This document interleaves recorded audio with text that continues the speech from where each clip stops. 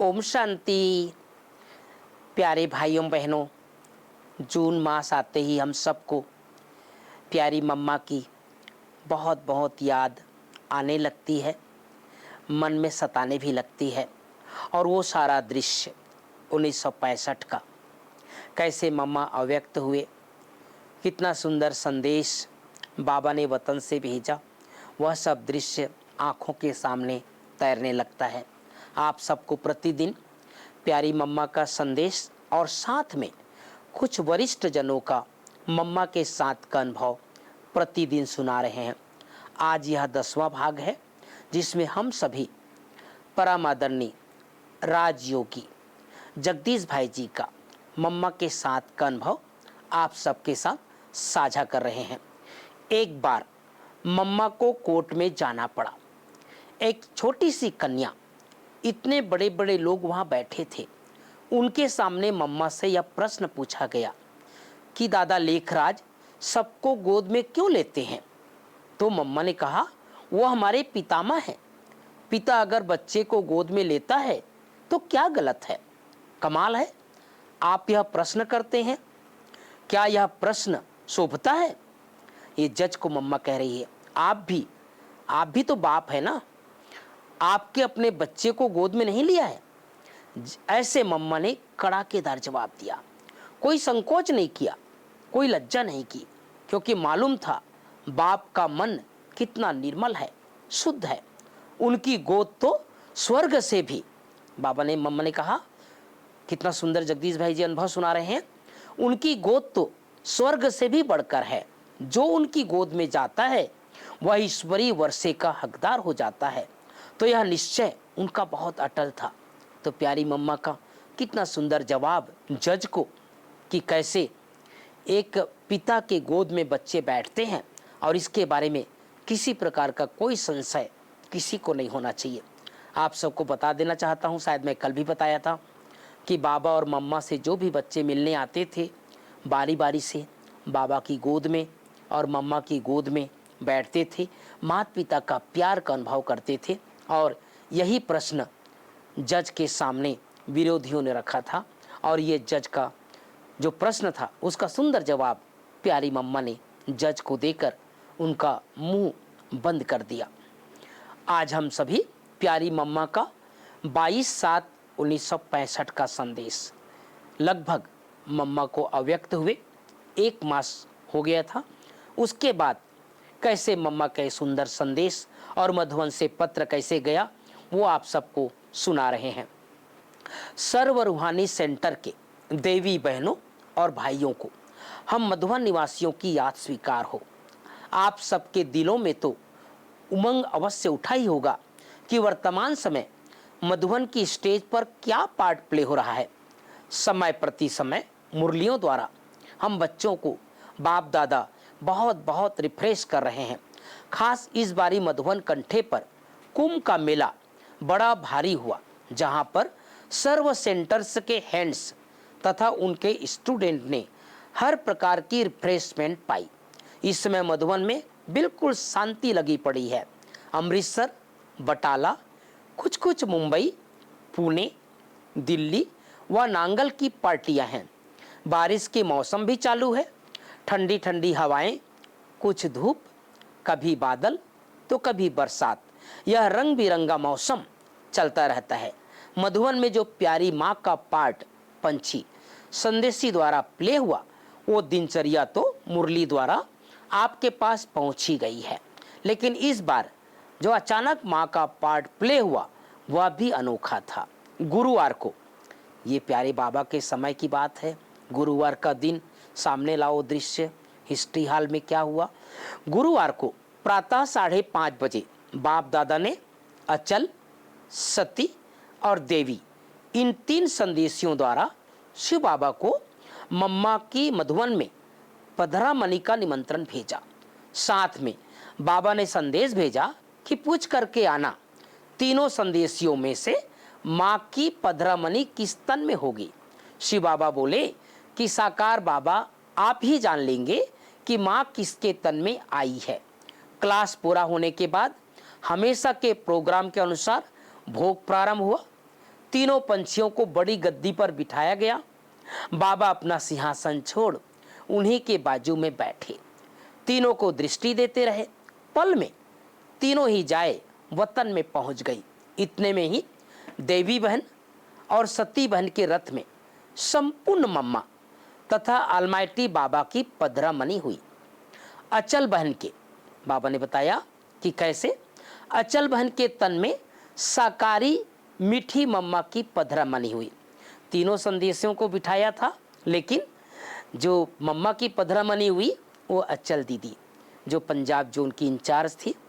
कुछ समय पूर्व दीदी ने भी अव्यक्त हुआ, तो उस दीदी के तन में मम्मा की पधरामनी हुई। हम बच्चे भी तीनों से बारी बारी दृष्टि लेते टोली लेते गए।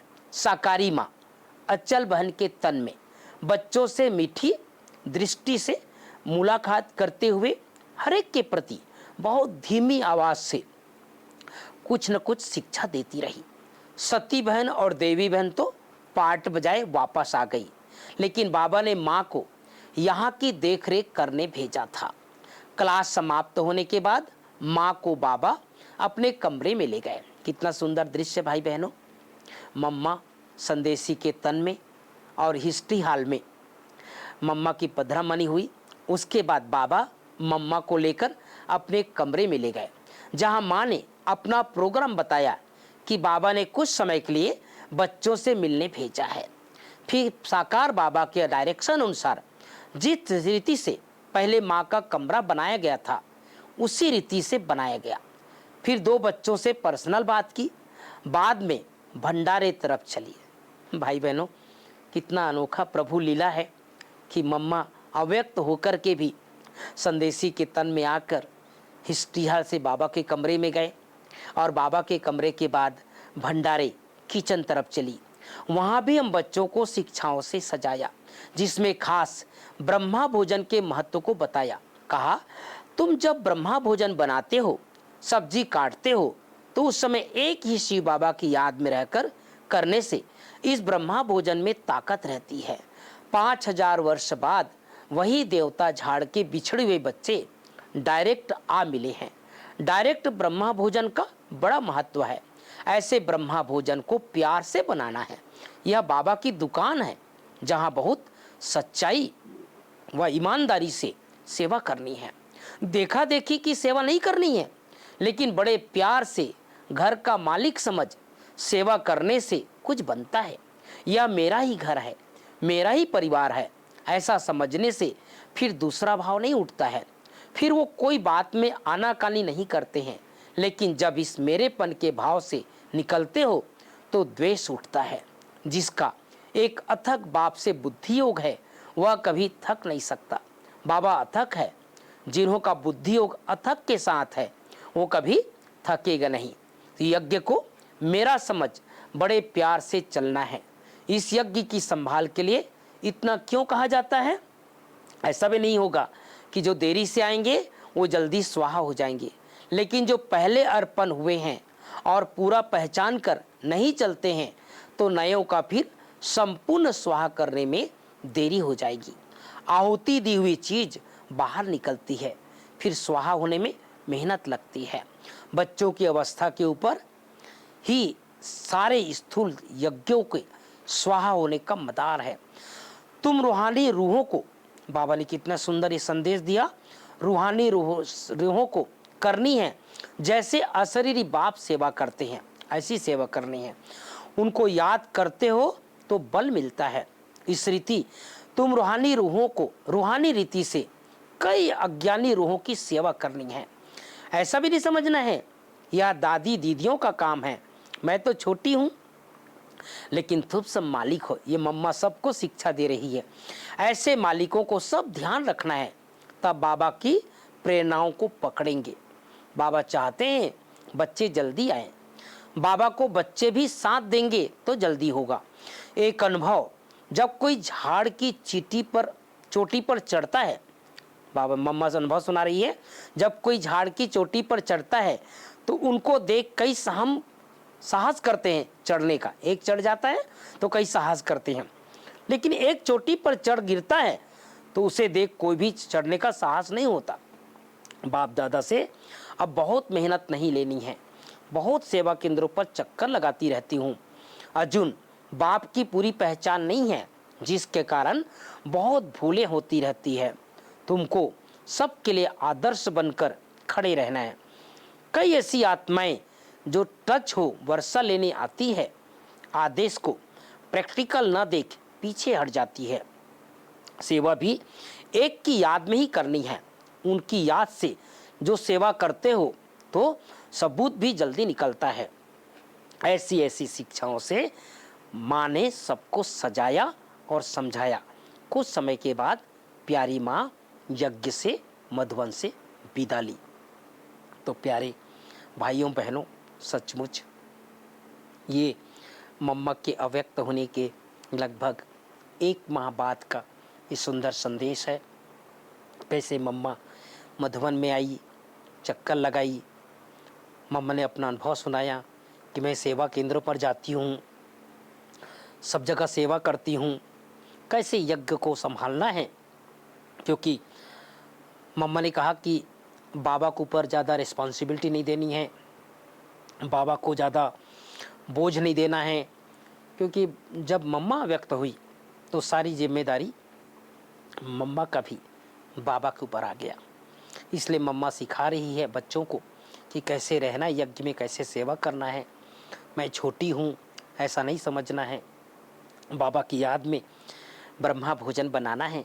ब्रह्मा भोजन भी कैसे बनाना है इसका भी महत्व मम्मा ने किचन में जाकर, भंडारे में जाकर सभी बच्चों को दी। मुझे आशा है आप सबको ये प्रतिदिन का संदेश बहुत अच्छा लगा होगा और कई बार आप YouTube में ये संदेश रहेगा, उसको सुनते रहें, अनुभव करते रहें। आप सब पर पुनः जून मास की मम्मा माँ की बहुत बहुत बहुत याद प्यार। ओम शांति।